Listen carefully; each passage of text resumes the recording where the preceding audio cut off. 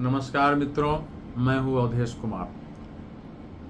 मित्रों, मुर्शिदाबाद में जो कुछ भी हुआ वो देश के सामने है, लेकिन हमारे देश की स्मृतियां ऐसी होती है कि अगर घटनाएं कुछ दिन 5, 7, 8, 10 दिन हो गई तो हम भूल जाते हैं, उसको याद नहीं रखते हैं कि कितनी बड़ी घटना थी।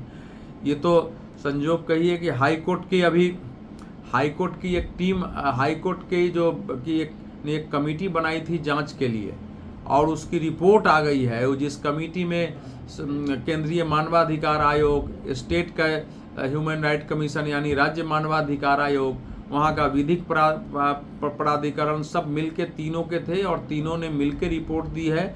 और इस रिपोर्ट में जो कुछ भी है वो केवल इतना ही है कि उसने उन सारी बातों को सत्य माना है जो वहाँ के हिंसा के बारे में मीडिया ने बताया, जो यहाँ तक कि बीजेपी ने उठाया। जो हम लोग जो बातें कर रहे थे वो सच है, और जो ममता बनर्जी और उनकी सरकार कर रही थी वो सब झूठ साबित हुआ है। इस रिपोर्ट में अगर देखेंगे तो इसमें साफ लिखा हुआ है कि भाई 11 अप्रैल को शुक्रवार को दोपहर 2-3 बजे के बाद जो है भीषण हमले शुरू हुए। यानी शुक्रवार को नमाज के बाद सब इकट्ठे हुए और नमाज के बाद वो बाहर निकले।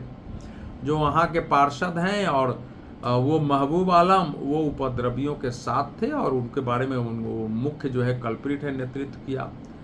बेना एक गांव है जिसमें 113 हिंदुओं के घर थे और सब सारे के सारे जला दिए गए।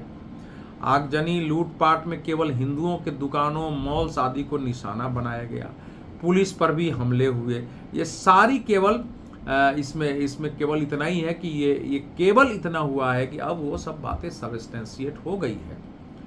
लेकिन जो घटनाएं वहाँ 11 और 12 अप्रैल को हुई थी, वो घटनाएं देश भर में आई थी कि किस ढंग से गांवों में प्री प्लान होकर, हाथ में किरासन तेल लेकर, दिया सलाई लेकर, गैस, एलपीजी गैस से हिंदुओं के घर जलाए गए, उनको गालियां दी गई, महिलाओं को मजहब बदल के निकाह करने के लिए कहा गया, गंदी गंदी, कोई उनको बचाने वाला नहीं था, लोग चित्कार कर रहे थे।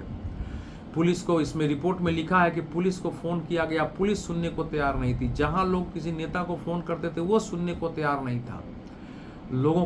लोगों को पलायन करके मालदा जाना पड़ा, और पुलिस पर दबाव इतना था तृणमूल कांग्रेस का। यद्यपि इसमें ये नहीं लिखा हुआ है कि तृणमूल कांग्रेस का दबाव था, लेकिन उसमें ये तो है ही है कि पुलिस ने फिर वहां से डांट के उनको दबाव मार के, जो भाग के छुपे हुए थे, वो मालदा से फिर उनके गांव में भेज दिया जहां उनकी रक्षा की कोई व्यवस्था नहीं थी ठीक से।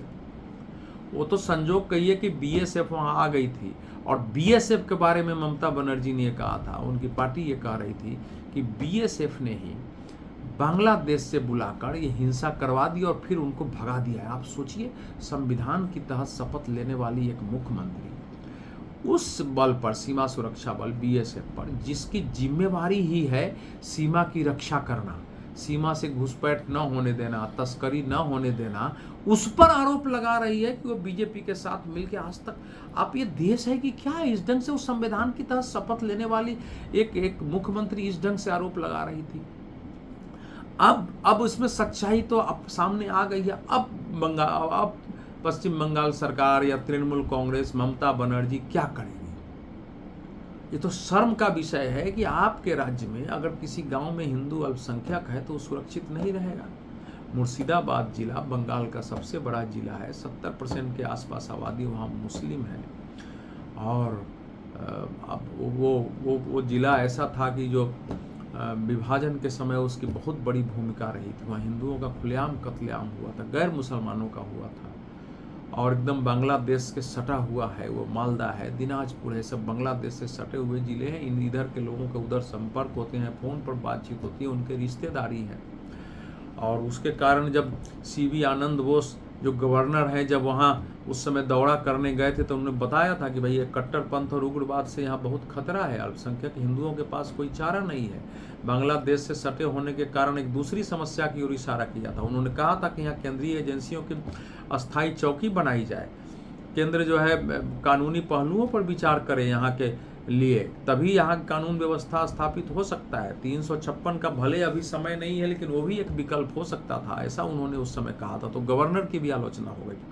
और सबसे बड़ी बात कि जब जो 11-12 अप्रैल को जो, और 13 तक भी जो हिंसा हुई वो पुलिस वालों के खिलाफ थी। पुलिस यद्यपि तृणमूल कांग्रेस के संदेश पर, संकेत पर काम करती है। आप जानते हैं कि अगर तृणमूल कांग्रेस के एक साधारण कार्यकर्ता ने आपके साथ अन्याय कर दिया, अपराध कर दिया, तो थाने में आपका FIR दर्ज ही नहीं हो सकता है, कार्रवाई नहीं हो सकती। अनेक केस में हम लोगों ने देखा है कि क्या वहाँ स्थिति हुई है।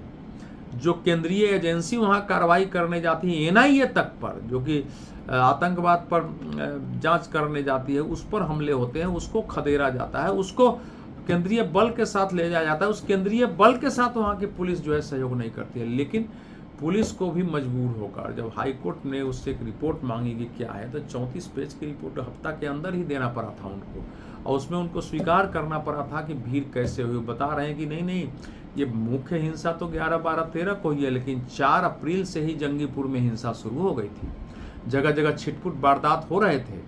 अरे हो रहे थे तो पुलिस वाले कहाँ थे? अगर 4 अप्रैल से होने लगा था, आपको मालूम है कि होना था, तो आपकी कोई जिम्मेवारी नहीं थी?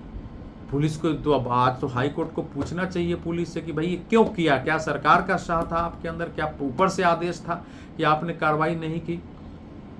अब आप सोचिए जरा, पुलिस कह रही है, जो उसमें बताई है, मैं उस विस्तार से नहीं जाऊंगा कि किस ढंग से लोग शुक्रवार को नमाज के बाद इकट्ठे हुए, जगह जगह शुरू हुए, कैसे हाईवेज को जाम किया है, कैसे हाईवेज को जाम करने के बाद उनको रोका गया तो पुलिस वाले पर जो है घातक हथियारों से, उसमें लिखा है कि लाठी है, रॉड है, हंसुआ है, उससे हमले किए गए। ईंट पत्थर पुलिस पर चलाए जाने लगे, पुलिस के वाहन जला दिए। वहाँ का जो SDPO है, SDPO का की तो पिस्तौल छीन लिया जिसमें 10 राउंड गोली थी। पुलिस को अपनी इज्जत बचाने के लिए, पुलिस को जान बचाने के लिए भागनी पड़ी। वहाँ के जिला प्रशासन को BSF को लिखना पड़ा कि BSF बुलाया जाए। BSF आई है तो पुलिस वाले बच के निकले हैं, ये स्थिति वहाँ हो गई थी। लेकिन ममता बनर्जी फिर भी इसको स्वीकार करने के लिए तैयार नहीं थी। अब ये रिपोर्ट आ गई है, जो कुछ भी वहाँ हुआ है, और ये बिल्कुल साफ था कि मस्जिदों में इस पर मीटिंग हुई है। मस्जिदों से बहुत कुछ ऐलान हुआ है, बड़ी योजनाबद्ध तरीके से। अगर केरोसिन तेल लेके आ रहे हैं, अगर वो हाथ में उनके पास दिया सलाई है, LPG गैस का इस्तेमाल कर रहे हैं, और यहाँ तक कि घरों में सारे कपड़े तक लोगों के जला दिए गए। महिलाओं के पास पहनने के लिए कपड़े नहीं थे, पानी के कनेक्शन काट दिए गए। इस रिपोर्ट में है, हाईकोर्ट की रिपोर्ट में पानी के कनेक्शन काट दिए गए कि आग बुझाया ना जाए। उस समय की रिपोर्ट तो ये थी कि तालाब और बाकी जगह जहर डाल दिया गया था। हालांकि मैं इसको कंफर्म नहीं कर रहा हूं, क्योंकि ये कहीं से बाहर रिपोर्ट नहीं आई, मीडिया की रिपोर्ट थी। लेकिन बताया गया कि मछली मरे हुए पाए गए थे। ऐसा अफवाह फैला कि लोग पानी न पिए, यानी आग लगा दो,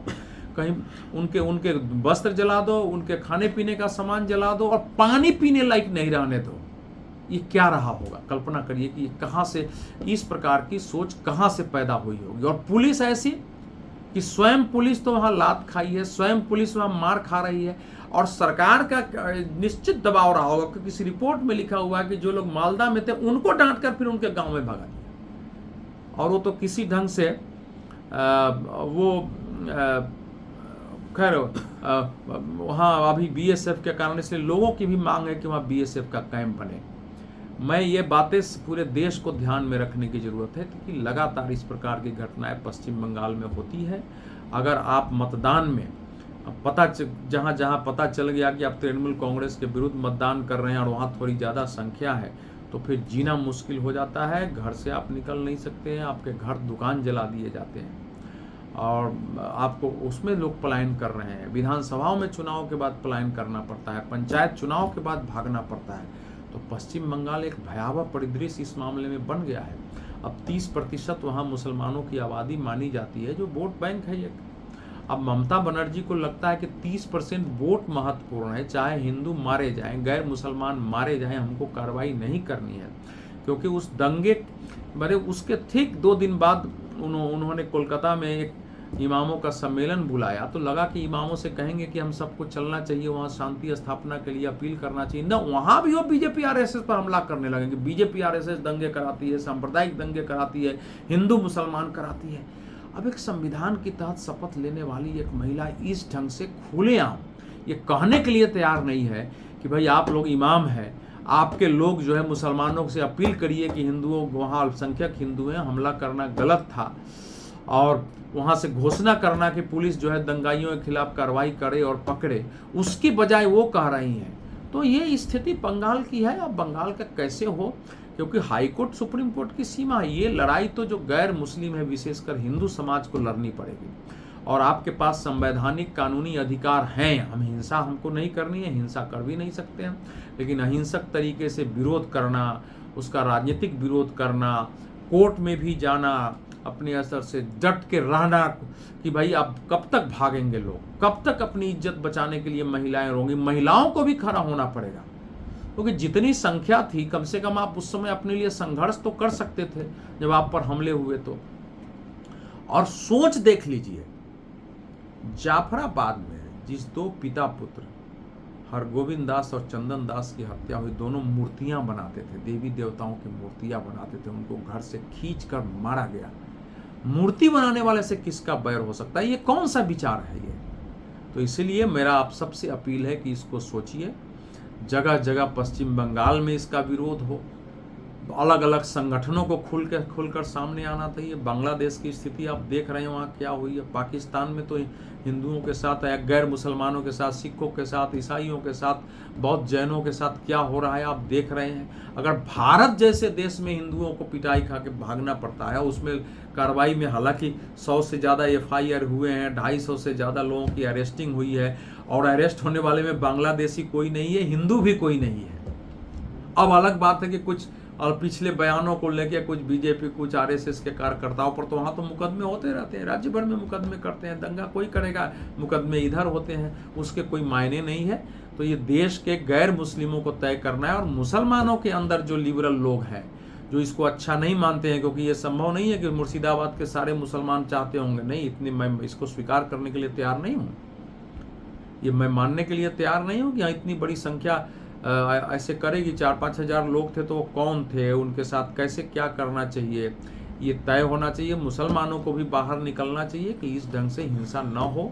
आपको वक्फ का विरोध करना था तो वक्फ का, वैसे तो मैं वक्फ को एक न्यायपूर्ण कानून मानता हूँ, लेकिन फिर भी आपको विरोध करने का अधिकार है। तो वक्फ के विरोध के प्रदर्शन में हिंदुओं के घरों पर हमले क्यों हुए, हिंदुओं के दुकान कैसे लूटे जा सकते हैं, कोई मूर्ति बनाने वाले की खींचकर कैसे हत्या होती है, ये विचार जो है हमको समझने की जरूरत है। बहुत बहुत धन्यवाद मित्रों।